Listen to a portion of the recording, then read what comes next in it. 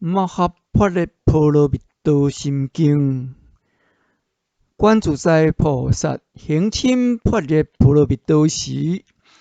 照见五蕴皆空，度一切苦厄。舍利子，色不异空，空不异色，色即是空，空即是色，受想行识，亦复如是。舍利子，是诸法空相，不生不灭，不垢不净，不增不减，是故空中无色，无受想行识，无眼耳鼻舌身意，无色声香味触法，无眼界乃至无意识界，无无明亦无无明尽，乃至无老死亦无老死尽，无苦集灭道，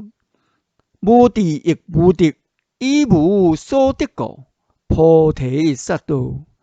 以般若波罗蜜多故，心无挂碍，无挂碍故，远离颠倒妄想，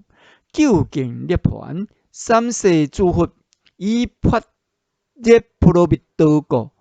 得阿耨多罗三藐三菩提。故知般若波罗蜜多是大成就，是大明咒，是无上咒，是无顶顶咒，能除一切苦，真实不虚。故说般若波罗蜜多咒，即说咒曰：揭谛揭谛，波罗揭谛，波罗僧揭谛，菩提萨婆诃。